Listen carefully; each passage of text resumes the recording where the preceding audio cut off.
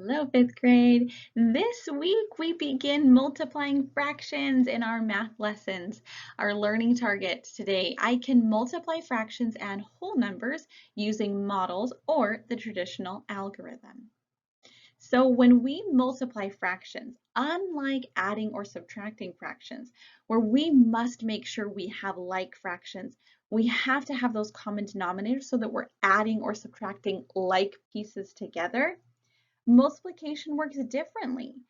We are making groups of different things. So if we don't have the same denominator for both parts that we're multiplying, that's okay. That's not going to impact things because we are making groups of something else.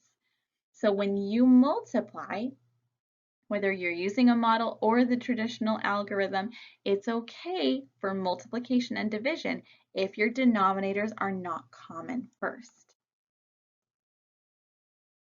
So let's start by looking at a model here. We have four pictures. We're looking for the model that represents 4 times 2/3. So what that means is 4 groups of 2/3. So we want to look at all of our pictures. We want to decide which of these shows 2/3 modeled as a fraction. Well, I see 1 shaded out of 3 total here. That's 1/3, not quite. This one is 2 shaded out of 4. That's 2/4 or 1/2, not 2/3. And here we have 1, 2, 3 shaded out of 4 total. That's 3/4. This model, however, has 2 shaded out of 3. That's 2/3. And we have 1, 2, 3, 4 groups of 2/3.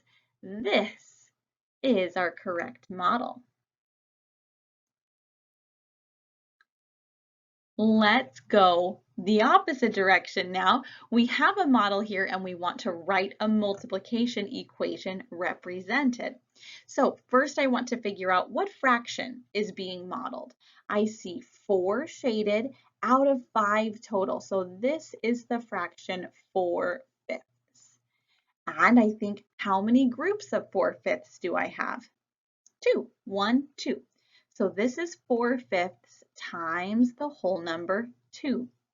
If you wrote it the opposite direction, 2 times 4/5, still the same problem. Remember, multiplication is one of those operations where it's okay if you reverse them. It has that commutative property.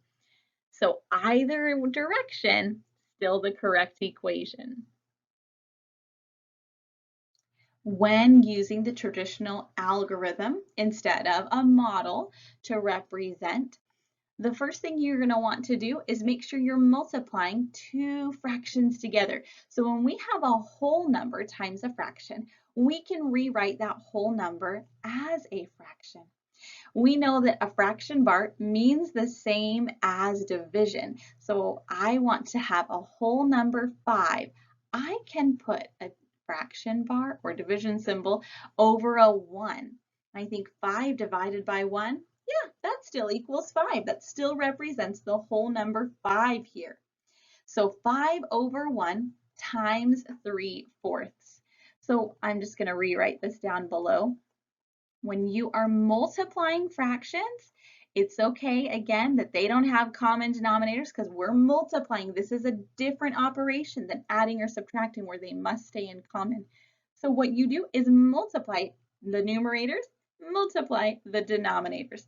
So I multiply 5 times 3, which equals 15, 1 times 4, which equals 4. So I have 15/4. My final step is to change that improper fraction. 15 divided by 4.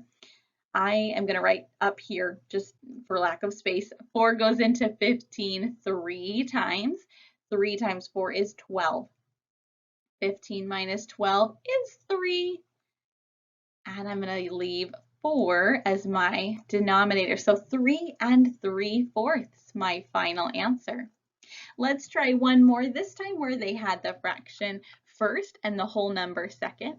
Again, I can rewrite the whole number 3. I can put any whole number over a denominator of 1, and not change its value at all. So I'm going to do 6/7 times 3 over 1.